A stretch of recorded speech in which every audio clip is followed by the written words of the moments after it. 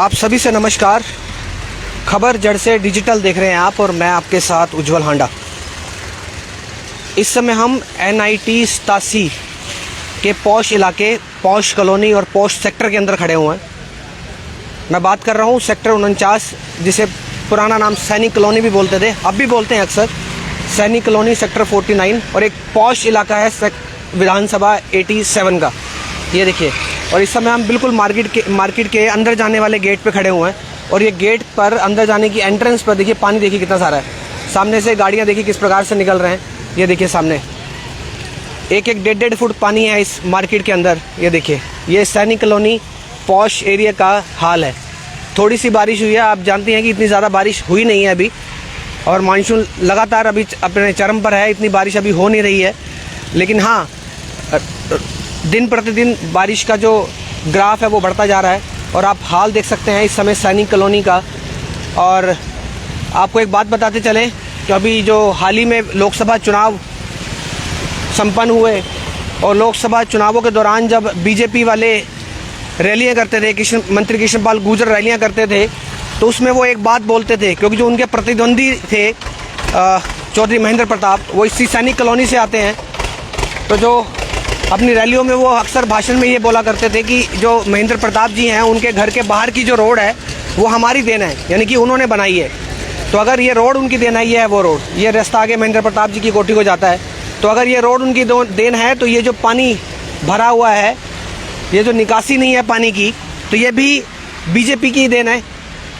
तो अक्सर इसमें कोई दोराई तो रही नहीं है। मैं तो उनकी बात को ही रिपीट कर रहा हूँ कि अगर वो बोल रहे हैं कि अगर ये रोड हम उनकी देन है, तो ये पानी, ये जल भराव, ये निकासी का ना होना भी उन्हीं की देन है।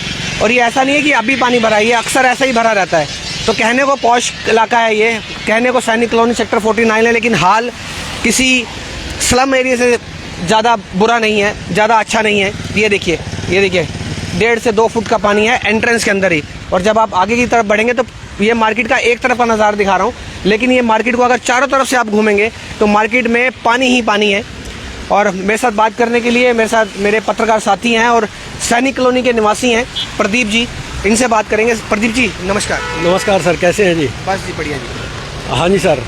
ये हाल ऐसे ही रहता है हमेशा?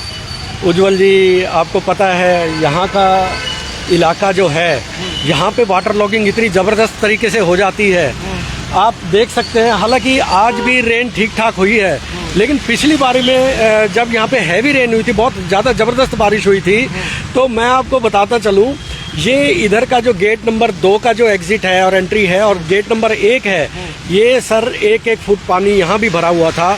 और अभी ये जो पानी आप मार्केट का एरिया दिखा रहे हैं, यहाँ पे तो बहुत ही ज़बरदस्त वाटर लॉगिंग हो जाती है। और सबसे बड़ी बात, यहाँ निकासी का कोई साधन नहीं है, ये प्राकृतिक तौर पे सूखता है पानी ये। अच्छा। हाँ जी। और जो मेन होल है वो, क्योंकि वैसे भी पानी उनमें जो सीवर है उफन रहा होता है। और देख सकते हैं यहाँ पे जो सैनिक कॉलोनी, पूरी इतनी बड़ी सैनिक कॉलोनी है, पूरी की पूरी सैनिक कॉलोनी इसी मार्केट पे ही डिपेंड है। यहाँ पे हाँ जी। और यहाँ पे लोग, यहाँ पे फल मार्केट भी है, सब्जी मार्केट भी है, डिपार्टमेंटल भी है, मेडिकल स्टोर भी है। और जो लोग आते हैं यहाँ पे परचेज करने के लिए, आपने अभी दिखाया भी है कि कैसे डूब के, चलिए 4 व्हीलर वाला तो जैसे कैसे जो कार वाले एडजस्ट कर लेते हैं, बाइक वाला भी निकल जाएगा कैसे? बाइक वाला भी नहीं निकल सकता उज्जवल जी। मैंने यहाँ कई बार देखा है कि बच्चे लोग, लेडी लोग आते हैं यहाँ पे, इस जगह जहाँ पे हम खड़े हुए हैं 1 से 1.5 फुट डीप है, और यहाँ पे सड़क भी बहुत टूटी हुई अवस्था में है और लोग गिर जाते हैं। आपने ठीक कहा कि 10 साल से सरकार जो है सत्ता में है, और कृष्णपाल जी जो सैनिक कॉलोनी बनवाने का क्रेडिट लेते हैं, लेकिन इस मार्केट के उद्धार का उन्होंने आज तक भी कुछ नहीं किया है। तो और मैंने अपने दर्शकों को बताया कि जब लोकसभा की रैलियां चल रही थी, तो उनका ये कहते थे कि जो उनके प्रतिद्वंदी थे महेंद्र प्रताप जी, उनके आगे का खुद का रोड जो है वो बीजेपी की देन है। तो इसका मतलब ये पानी भी उन्हीं की देन है, जितना खराब है ये भी उन्हीं की देन हुआ। बिल्कुल, क्योंकि वो उसका क्रेडिट हर बार लेते हैं कि मैंने 15 करोड़ रुपए सैंक्शन किए थे यहाँ की सड़कों के लिए। लेकिन सर, आप इसको क्यों इग्नोर कर रहे हैं? जो इतना बड़ा एरिया है, पूरी की पूरी सैनिक कॉलोनी जो है सैनिक कॉलोनी इसी मार्केट पे डिपेंड है। छोटी छोटी खरीदारी के लिए आप देख सकते हैं यहाँ पे कोई और छोटी मोटी दुकान भी नहीं है जैसे और कॉलोनीज एरिया में खुल जाती है, क्योंकि यहाँ पे अलाउड नहीं है, अनऑथराइज्ड होती है वो। पानी का जी अब देखिए पानी कैसा है ये देखिए। अब अगर यहाँ पे देखिए, यहाँ पे जो डीप है, अचानक से कोई टू व्हीलर वाला, स्कूटी वाला जब कोई आता है यहाँ पे तो उसे आइडिया नहीं हो पाता। और वो देखिए अब ये बुजुर्ग अंकल जी हैं, ये जा रहे हैं, देखिए कैसे वो बड़े उससे चला रहे हैं कि कहीं बैलेंस न बिगड़ जाए। तो सर हमारी भी सरकार से ये रिक्वेस्ट है कि अगर आपने सैनिक कॉलोनी का इतनी बड़ा उद्धार किया है, सारी रोड्स बनवा दी हैं, तो कुछ फंड इस मार्केट के लिए भी सैंक्शन कर दीजिए ताकि कॉलोनी वालों को आने वाली दिक्कतों से छुटकारा मिल सके। क्योंकि आप भी सैनिक कॉलोनी में रहते हैं। जी सर। और आप लोगों ने भी बहुत परिश्रम किया है, आपने भी ऐसा टाइम देखा है जब यहाँ पर इतने बड़े बड़े खड्डे होते थे और काफ़ी परिश्रम के बाद, काफ़ी डिफिकल्टी के बाद ये रोड्स बनी है। लोगों ने नाक तक रगड़ी है बीजेपी के सरकार के आगे, मंत्रियों के आगे, तब जाके रोड बने हैं और ये हाल है इन मार्केट का। देखिए सर, इसको अगर पॉलिटिकल मैटर में ले जाएं तो बहुत लंबी बातें होती हैं। चौधरी महेंद्र प्रताप जी 3-4 बार मंत्री भी रह चुके हैं, उनका रेजिडेंस भी बिल्कुल ये साथ नहीं है, 100 फुट के डिस्टेंस पे है। और हालांकि उनके यहाँ भी जल भराव की स्थिति हो जाती है। और लेकिन हम अब दोष किसको दें? जो सत्तारूढ़ पार्टी होती है सभी उसी को दोष देते हैं। लेकिन यहाँ पे जो गेट नंबर 1 के सामने वाली रोड थी, ये वाली भी सड़क थी, बहुत ही टूटी फूटी अवस्था में थी, बहुत झेला है। चलिए भला हो उनका भी जिन्होंने उन बना दिया। अब हम और भी उनका भला चाहेंगे और भी उनका उपकार मानेंगे अगर वो सैनिक कॉलोनी की मार्केट को ठीक करवा देंगे, ताकि जो बच्चे, महिलाएं और बुजुर्ग यहाँ पे आते हैं किसी भी दुर्घटना से बच सकें।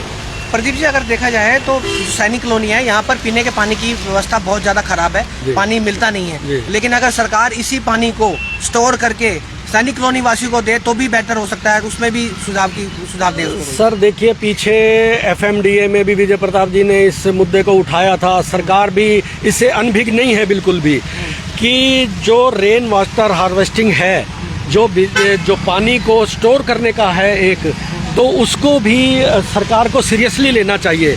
क्योंकि आजकल जो देश के सभी हिस्सों में जो है बारिश जो होती है मानसून में बहुत अच्छी होती है।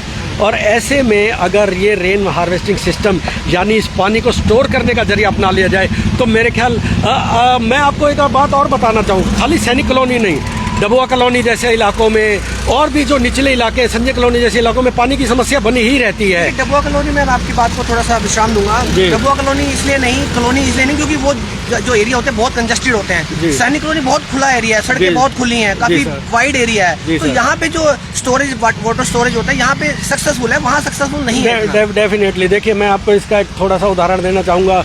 जब सरकारें किसी चीज़ को नहीं करवाती हैं, ये आप मेरे सामने देख सकते हैं, पर्यावरण संरक्षण लिखा हुआ है, मैं खुद इसका मेंबर हूँ। अच्छा। और सर इसमें ये जो है, यहाँ पे कभी कूड़े का खत्ता हुआ करता था। अच्छा। देखिए आपको मैं सिचुएशन दिखाता हूँ, ये मार्केट है, ये जो एक बना हुआ है ना, इसको लोगों ने एज ए सेल्फी पॉइंट, आप दिखाइए, एज ए सेल्फी पॉइंट इसको विकसित किया है। और ये जो यहाँ की RWA है सैनिक कॉलोनी की, उन्होंने इसको डेवलप किया है यहाँ पे कूड़े का खत्ता हटवा के।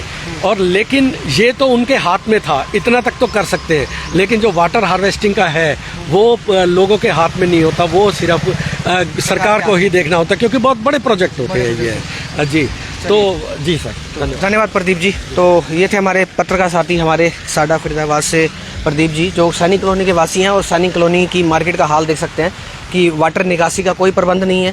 कहने को बीजेपी अपना कॉलर खड़े करती है, अपना पीठ थपथवाती है कि हमने सैनिक कॉलोनी की जो रोड है वो हमने बनवाई है, लेकिन ये नज़ारा भी उन्हीं की देन है। ये जो आप लोग देख रहे हैं सब उन्हीं की देन है।